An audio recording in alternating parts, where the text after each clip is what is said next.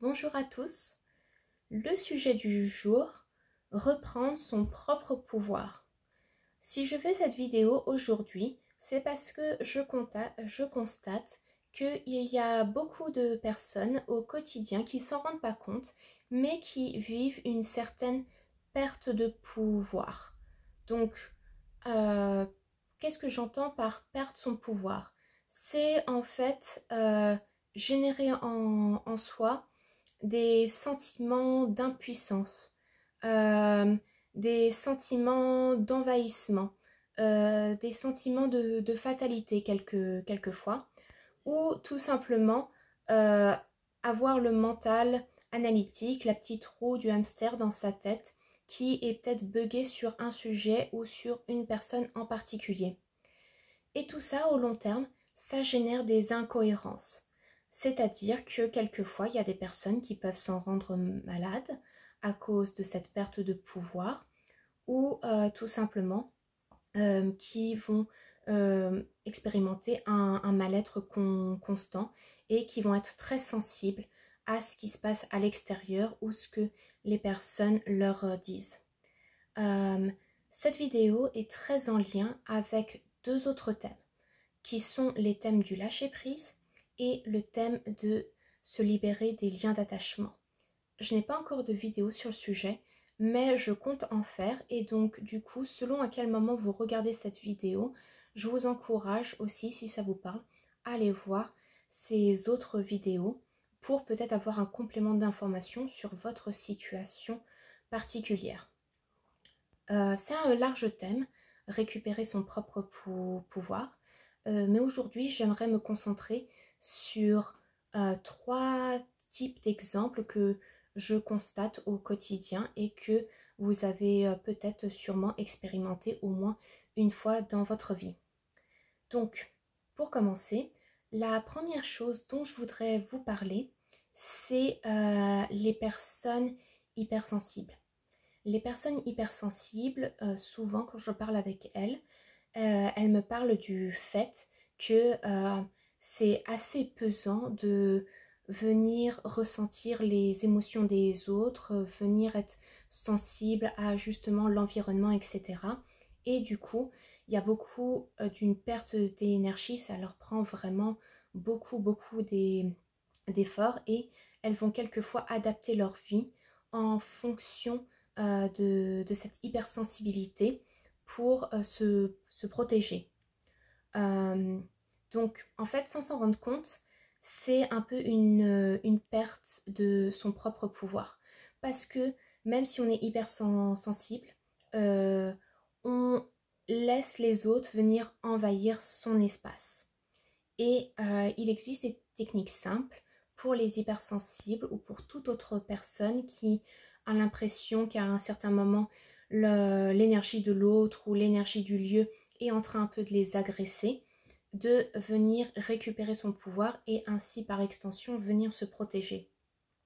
Donc c'est une phrase très simple à dire en conscience, c'est tout simplement venir dire « je ressens ici et maintenant » que mes propres émotions. Et là, vous laissez agir. Et donc, vous pouvez avoir deux phénomènes.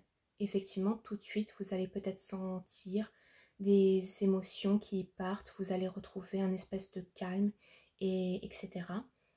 Ou effectivement, les émotions ne partent pas. Et donc, dans ce cas, c'est une indication que ce n'étaient pas les émotions des autres.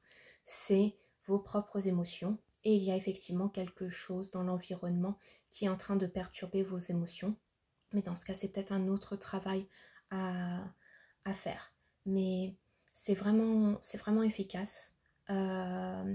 Et ça prend pas beaucoup de temps à ce que ça se fasse. Donc, je vous encourage à l'utiliser au quotidien pendant autant de fois par jour que vous en avez besoin jusqu'à temps que vous soyez en capacité de maîtriser entre guillemets votre propre hypersensibilité, parce que le souci c'est que au final la plupart du temps vous ne savez même plus faire la différence entre vos propres émotions et celles des autres et du coup ça peut vous perturber. C'est comme si vous étiez en permanence pollué par les autres, vous pouvez perdre entre guillemets l'accès à qui vous êtes véritablement.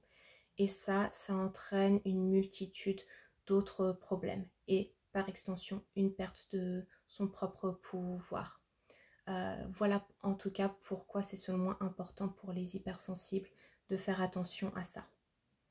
Le second point, c'est un que je pense tout le monde fait. Tout le monde fait et je pense que ça nous paraît un peu la normalité. Alors que ça devrait pas l'être. Mais ça fait aussi partie du chemin un peu d'évolution, quoi. Je vais partir d'une expression anglaise, pardon, qui, selon moi, résume bien ce phénomène. L'expression anglaise, c'est He's living rent-free in your mind, qui traduit littéralement par il vit sans payer de loyer dans ton esprit. Donc, en résumé, il squatte. Une personne peut squatter votre esprit ou une situation peut venir squatter votre esprit. C'est ce phénomène de votre patron vous dit quelque chose, une remarque peut-être banale, mais vous ne savez pas pourquoi. Ça reste dans votre tête, etc. Et puis ça tourne, jusqu'à instaurer peut-être des sentiments de doute, des sentiments de colère, de tristesse, etc. Même chose pour une situation. Vous pouvez vivre une situation dans laquelle vous n'êtes pas sûr de quelle décision prendre, vous avez des peurs face à cette situation et ça tourne et le mental analytique, il est en train de tourner en rond et ça tourne un peu à l'obsession. Sans s'en rendre compte, ces phénomènes-là de squatter l'esprit, c'est une forme de donner son pouvoir à une personne ou à une situation. Et ça, vous le savez, ça prend de la place, ça prend de l'énergie, on en perd quelquefois même le sommeil dans des cas particuliers, quoi. Et on ne trouve pas forcément une solution. Donc, moi, ce que je vous propose, c'est quand vous expérimentez ce genre de situation, vous pouvez tout simplement en fait vous poser calmement pour être véritablement dans le moment présent. Dans le moment présent, la situation qui vous tracasse n'est pas présente et la personne aussi qui vous a dit un commentaire négatif ou quoi n'est pas présente aussi et vous venez observer la pièce.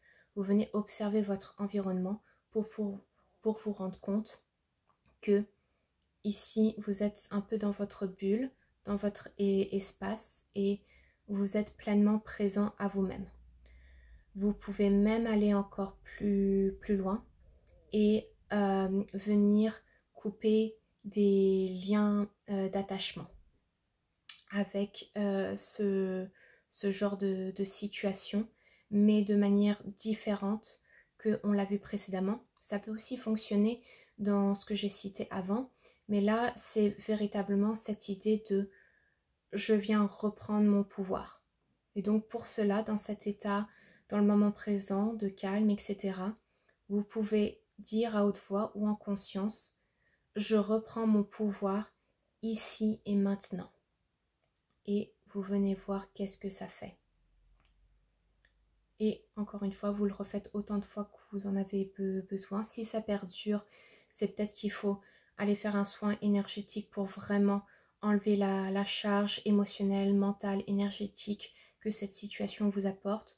Mais déjà de base, en demandant, en faisant cet acte de venir reprendre son pouvoir en conscience, vous permettez déjà à ce que la vie, l'univers, vous-même, vous puissiez retrouver un certain contrôle sur votre énergie et mettre des barrières face à la personne, face à la situation qui vous embête.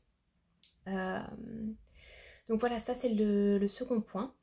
Et le dernier point dont je veux vous parler, c'est pour tous ceux qui se sentent en impuissance quelquefois de manière constante face aux événements de la vie. Donc que ça soit à cause des phénomènes de société avec lesquels ils ne sont pas d'accord, avec des phénomènes comme le réchauffement climatique ou quoi, des choses sur lesquelles, ou des situations où ils ont l'impression d'être un peu David versus Goliath. C'est disproportionné. Ils n'ont pas le pouvoir de faire changer entre guillemets les choses. Donc ce sont pour des individus qui vivent véritablement une grande impuissance en eux et par extension vont peut-être tomber dans des énergies de fatalité, de dépression, etc. Tout ça, c'est une énorme perte de son propre pouvoir. Parce que au final, même si on a l'impression qu'on est tout petit face aux problèmes de la Terre, face aux problèmes de l'humanité, etc., il faut toujours garder en tête que nous sommes des êtres illimités. Du coup, nous ne sommes pas impuissants et nous avons la possibilité de changer notre vie et par extension aider à ce que l'humanité, la Terre, l'univers aille mieux. Et pour cela, il faut reprendre conscience qu'on est cet être illimité et que ce qui est très important, c'est que tout ce qui est à l'extérieur de nous n'est que le reflet de l'intérieur. Alors pour cela, c'est là encore assez simple à faire. Il faut tout simplement vous rappeler de votre véritable identité, de cette âme illimitée que vous êtes et par extension reprendre son pouvoir. Et par cela, il faut simplement se poser à nouveau à l'intérieur de soi et se poser la question: qui suis-je véritablement? Et là, vous laissez venir les sensations, souvent une image, qui va porter toutes les fréquences de qui vous êtes véritablement et venir vous les retransmettre afin que vous repreniez votre pouvoir. Voilà, moi je viens de le faire, ça fait du bien. Et à partir de ce moment-là, en fait, vous, encore une fois, vous vous rendez compte que vous pouvez faire des choses, même en étant tout simplement vous-même, que la fatalité n'existe pas.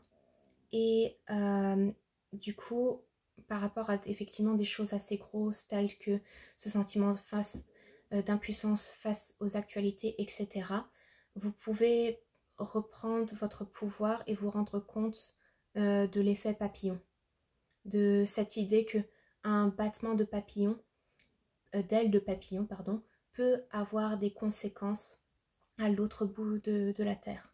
Et quelquefois on dit de manière négative, mais là je veux vraiment vous le dire en termes positifs. Vos petits efforts que vous faites au quotidien, même dans votre intimité ou quoi, peuvent avoir des effets positifs sur le monde entier et sur toutes les personnes. Ainsi, vous avez repris votre pouvoir et vous permettez à d'autres aussi de reprendre leur pouvoir. Voilà, c'est tout ce que j'avais à vous dire pour aujourd'hui. J'espère que ça vous a aidé et je vous souhaite une excellente journée à tous. Au revoir.